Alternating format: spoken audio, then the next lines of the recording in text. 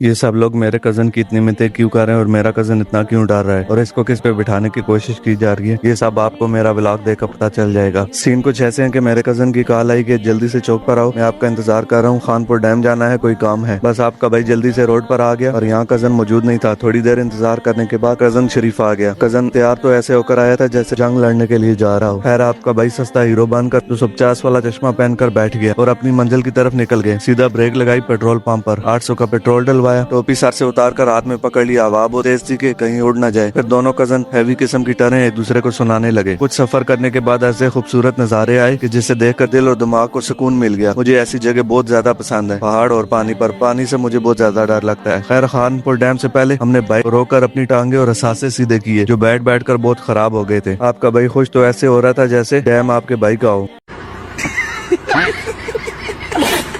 उसके बाद bike parking पर लगाकर नीचे आया जो काम करना था और उस काम के लिए इधर उधर घूमना पड़ा। यहाँ काफी सारी कश्तियां खड़ी थी और लोग एंजॉय कर रहे थे। खैर काम होने के बाद कजन ने बोला इतने टाइम बाद खानपुर आए तो कुछ वक्त गुजार कर जाएं। मैंने बोला ठीक। बहुत देर घूमने के बाद एक भाई ने बोला आपको कश्ती की राइड करवाता हूँ। कब से पैदल इधर उधर घूम रहे हो, शक्ल से भी गरीब लग रहे हो।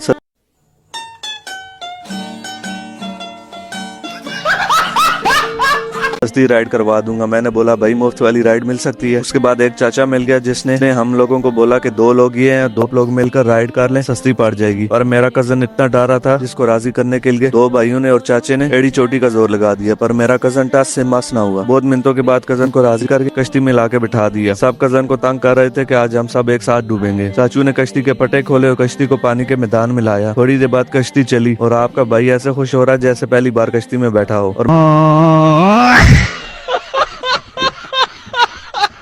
मेरा कजन अभी भी डर रहा था। खूबसूरत नजारे करते हुए पागलों की तरह हंसते हुए हम दूसरे किनारे पर पहुंच गए जहां का चाचू ने वादा किया था। किनारे पर आने के बाद भी आपके भाई ने जैकेट नहीं उतारी, कहीं तेज हवा की वजह से वापस पानी में चला जाऊं। फिर यहाँ कुछ देर एंजॉय किया, सोचा मुंह हाथ धो लूं कहीं काला ना हो जाऊं क्योंकि आपका भाई खूबसूरत जो इतना है। तो मुंह हाथ धोने के बाद फिर वक्त वापसी का आ गया। मेरा कजन फिर आके अपनी जगह पे ऐसे डरा हुआ बैठ गया और